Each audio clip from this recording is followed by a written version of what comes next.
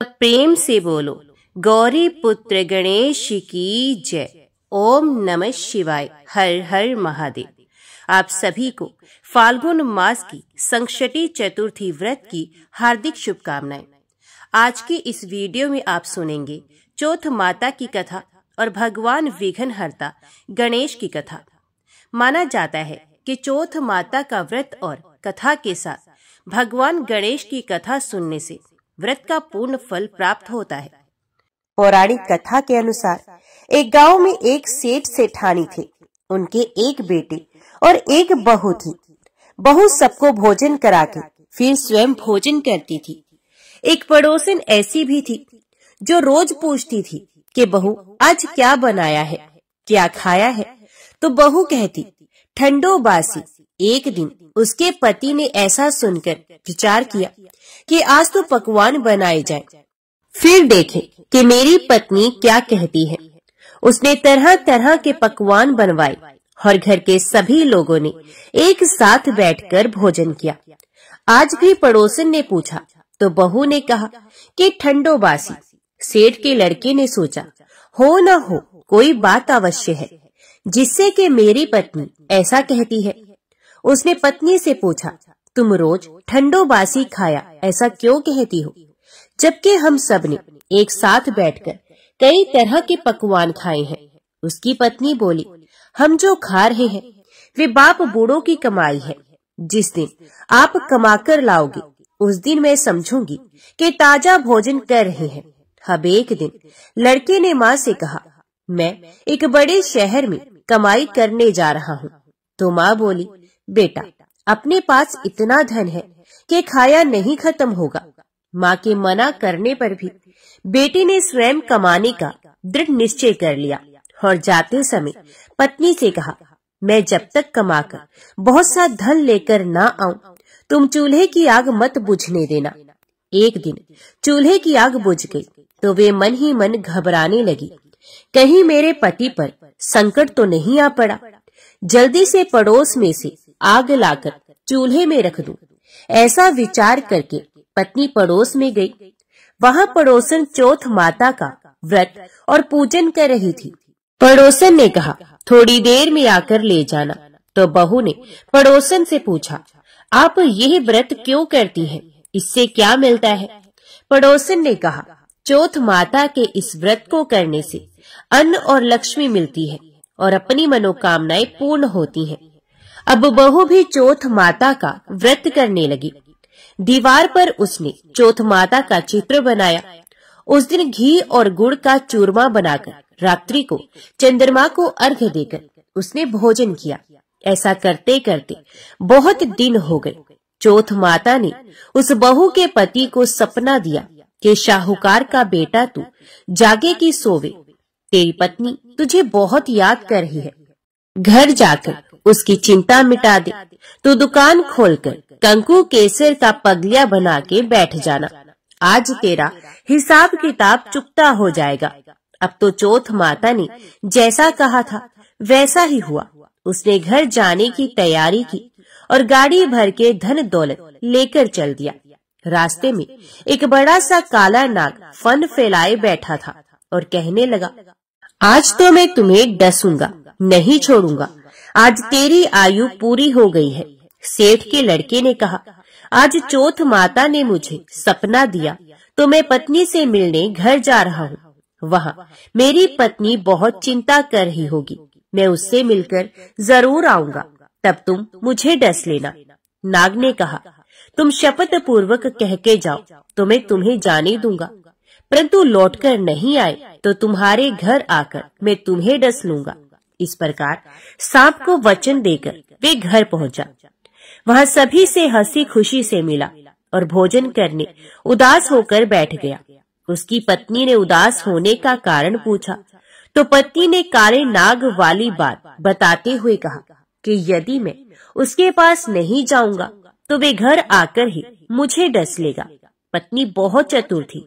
उसने कहा कि आप घबराओ नहीं, लेट जाओ, मैं एक उपाय करती हूँ। पत्नी ने कमरे की 7 पेड़ी धोई।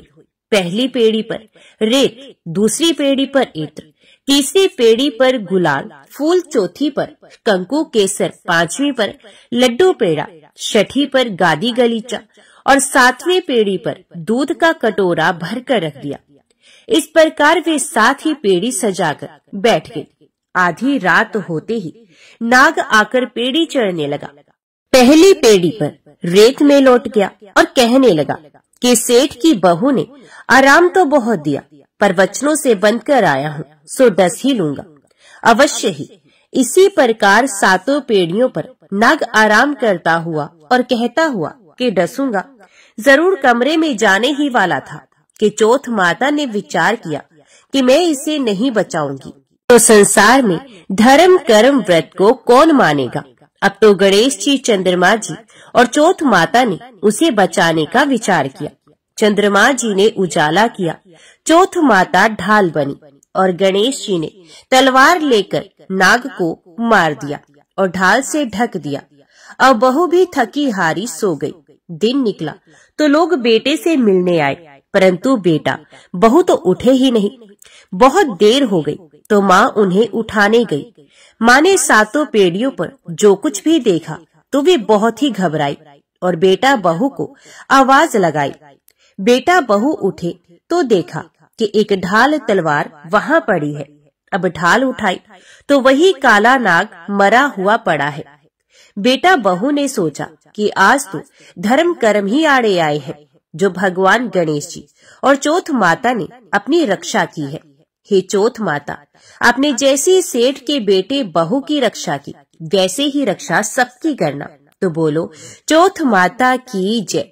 भगवान विघ्नहर्ता गणेश की कथा सुने बिना चौथ माता के व्रत की कथा अधूरी मानी जाती है। इसलिए अब आप सुनिए भगवान गणेश की कथा। एक समय की बात है, भगवान विष्णु का विवाह लक्ष्मी जी के साथ निश्चित हो गया। विवाह की तैयारियां होने लगी। सभी देवताओं को निमंत्रण भेजे गए, परंतु गणेश जी को निमंत्रण नहीं दिया गया। कारण जो भी रहा हो, अब भगवान विष्णु की बारात जाने का समय आ गया। सभी देवता अपनी पत्नियों के साथ विवाह समारोह में आए। उन सब ने देखा कि गणेश जी कहीं दिखाई नहीं दे रहे हैं। तब वे आपस में चर्चा करने लगे कि क्या गणेश जी को कोई न्योता नहीं दिया या स्वयं गणेश जी ही नहीं आए। सभी को इस बात पर आश्चर्य होने लगा।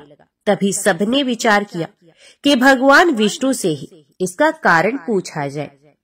विष्णु भगवान से पूछने पर उन्होंने कहा कि हमने गणेश जी के पिता भोलेनाथ महादेव को न्योता भेजा है।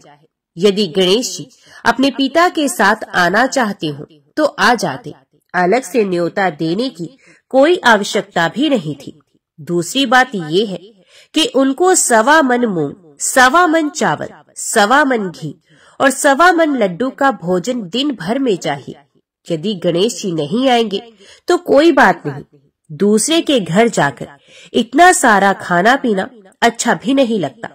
इतनी वार्ता कर ही रहे थे कि किसी एक ने सुझाव दिया, यदि गणेश जी आ भी जाए तो उनको द्वारपाल बनाकर बैठा देंगे कि आप घर की देखभाल करना। आप तो चूहे पर बैठकर धीरे धीरे चलोगे तो बारात से बहुत पीछे रह जाओगे। यह सुझाव भी सबको पसंद आ गया, तो भगवान विष्णु ने भी अपनी सहमति दे दी। होना क्या था, इतने में गणेश जी वहां आ पहुंचे और उन्हें समझा बुझाकर घर की रखवाली करने बैठा दिया गया। बारात चल दी। तब नारद जी ने देखा कि गणेश जी तो दरवाजे पर ही बैठे हुए हैं। तो वे गणेश जी के पास गए और रुकने का कारण पूछा। गणेश जी कहने लगे कि भगवान विष्णु ने मेरा बहुत अपमान किया है। नारद जी ने कहा कि आप अपनी मूषक सेना को आगे भेज दो, तो वह रास्ता खोद देगी, जिससे उनके वाहन धरती में धंस जाएंगे। तब आपको सम्मान पूर्वक बुलाना ही पड़ेगा।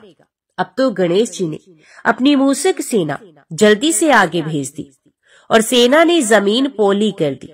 जब बारात वहां से निकली तो रथों के पहिए धरती में धंस गए। लाख कोशिश करने पर भी पहिए धरती से नहीं निकले। सभी ने अपने अपने उपाय किए, परंतु पहिए तो नहीं निकले। बल्कि जगह जगह से टूट गए। किसी की समझ में नहीं आ रहा था कि अब क्या किया जाए। अब तो नारद जी ने कहा, आप लोगों ने गणेश जी का अपमान करके अच्छा नहीं किया। यदि उन्हें मनाकर लाया जाए तो आपका कार्य सिद्ध हो सकता है और ये संकट टल सकता है। भगवान शंकर ने अपने दूत नंदी को भेजा और वे गणेश जी को लेकर आए। गणेश जी का आदर सम्मान के साथ पूजन किया गया। तब कहीं रथ के पहिए निकले। अब रथ के पहिए निकल तो गए, परंतु वे टूट फूट गए। तो उन्हें सुधारे कौन? पास के खेत में खाती काम कर रहा था, उसे बुलाया गया। खाती अपना कार्य करने के पहले श्री गणेशाय नमः कहकर गणेश जी की वंदना मन ही मन करने लगा। देखते ही देखते खाती ने सभी पहियों को ठीक कर दिया। तब खाती कहने लगा कि हे देवताओं, आपने सर्वप्रथम भगवान गणेश जी को नहीं मनाया होगा और ना ही उनका पूजन किया होगा, इसलिए तो आपके साथ ये संकट आया है। हम तो मूर्ख अज्ञानी हैं, फिर भी पहले गणेश जी को पूजते हैं, उनका ध्यान करते हैं। आप लोग तो देवतागण हैं, फिर भी आप गणेश जी को कैसे भूल गए? अब आप लोग भगवान श्री गणेश जी की जय बोलकर जाएं, तो आपके सब काम बन जाएंगे और कोई संकट भी नहीं आएगा। अब सभी को अपनी अपनी गलती का पश्चाताप हुआ और सबने भगवान गणेश जी की जय जयकार करते हुए और बारात वहां से चल दी और भगवान विष्णु का लक्ष्मी जी के साथ विवाह संपन्न करा के सभी सकुशल घर लौट आए। तो हे गणेश जी महाराज, आपने जैसे भगवान विष्णु के कार्य को सिद्ध किया, वैसे सभी के कार्य को सिद्ध करना। तो बोलो भगवान गणेश की जय। तो ये थी आज की चौथ माता की कहानी, विघ्नहर्ता भगवान गणेश की कहानी। आज की कथा अच्छी लगे तो वीडियो को लाइक करना मत भूलिएगा और कमेंट में चौथ माता की जय और भगवान गणेश की जय भी जरूर लिखिएगा और हमारे चैनल को भी सब्सक्राइब जरूर कीजिएगा। ओम श्री गणेशाय नमः।